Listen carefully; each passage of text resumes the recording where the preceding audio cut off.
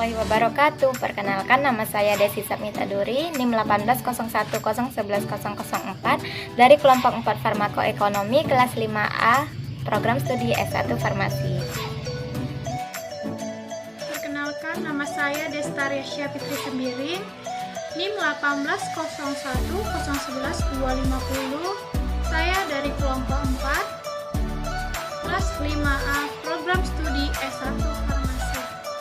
Perkenalkan, nama saya Ika Sutra, NIM 1801011258, kelompok 4 Farmakoekonomi, prodi S1 Farmasi, kelas 5A.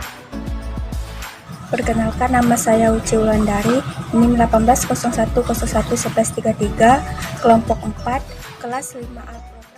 Baiklah, di sini saya Desta akan menjelaskan sedikit tentang farmakoekonomi. Farmakoekonomi yaitu studi yang mengukur dan membandingkan antara biaya, hasil, dan konsekuensi dari suatu pengobatan.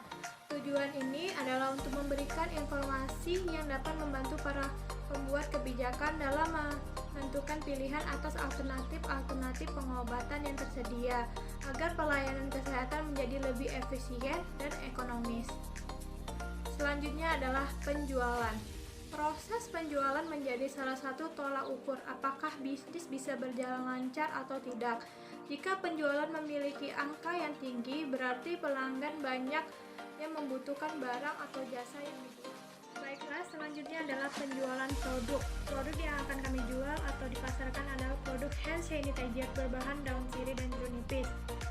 Menggunakan hand sanitizer merupakan salah satu tindakan yang bisa dilakukan untuk mencegah penularan virus, sebab hand sanitizer terbukti secara klinis mampu mengurangi bakteri, kuman, dan virus yang menempel pada tangan kita, sehingga kebutuhan akan benda yang satu ini tampaknya semakin meningkat di tengah pandemi virus corona atau COVID-19 yang merebak ke seluruh dunia termasuk Indonesia. Pada umumnya, hand sanitizer mengandung senyawa etanol yang lebih dari 70%, sehingga untuk mengatasi hal ini kami menggunakan daun sirih, di mana air daun sirih sebanyak 50% ke atas sama efektifnya dengan etanol 70% untuk mengurangi jumlah bakteri dan virus. Sementara itu, daun sirih merupakan bahan yang mudah mengalami oksidasi. Untuk mengurangi, kami menambahkan jeruk nipis, karena kandungan jeruk nipis bersifat antioksidan dan antibakteri.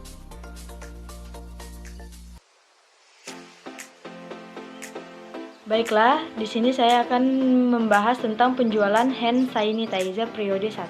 Pembahasan berdasarkan laporan hasil penjualan produk pada periode 1. Saldo awal yang digunakan untuk membeli bahan-bahan untuk pembuatan hand sanitizer berbahan daun sirih yaitu sebesar 5.000. Dilihat dari hasil penjualan pada hand sanitizer pada periode ini menghasilkan pemasukan dana sebesar 15.000. Jika dibandingkan antara biaya pengeluaran dan pemasukan, maka dapat dikatakan bahwa pada periode 1 ini memperoleh laba sebesar 10.000.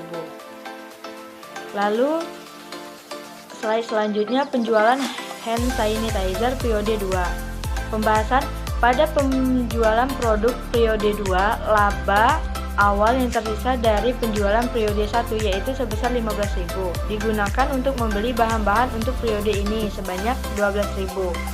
Lalu sehingga menyisakan saldo sebesar 3.000.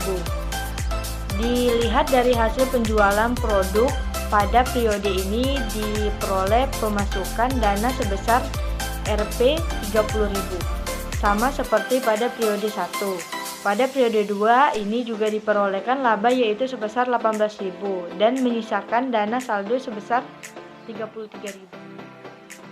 Penjualan hand sanitizer periode 3. Apabila dilihat dari hasil penjualan periode 3 ini, saldo yang tersisa dari periode 2 digunakan untuk pembuatan hand sanitizer sebesar Rp19.000 dan menyisakan saldo sebesar Rp14.000. Dari penjualan hand sanitizer ini diperoleh pemasukan dana sebesar Rp50.000, tidak kalah dengan periode sebelumnya. Justru pada periode ini terjadi peningkatan laba yang diperoleh yaitu sebesar Rp31.000, sehingga sisa saldo yang tersedia pada periode ini adalah sebesar Rp64.000.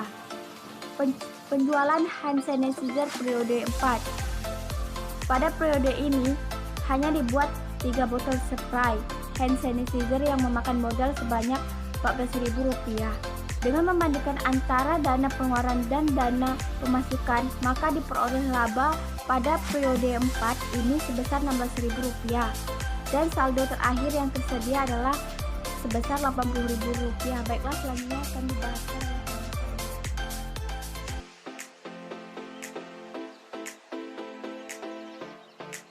Payback period merupakan analisa yang digunakan untuk mengetahui berapa lama modal yang telah diinvestasikan akan segera kembali. Atau dengan kata lain, berapa lama suatu bisnis atau suatu usaha bakal balik modal.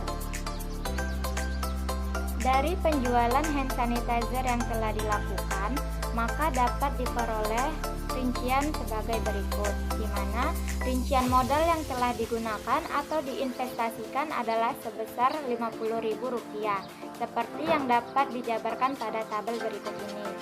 Sedangkan untuk profit atau keuntungan yang diperoleh secara total yakni sebesar Rp75.000. Karena keuntungan yang diperoleh tiap periodenya berbeda, maka payback period dapat dihitung dengan menggunakan rumus sebagai berikut.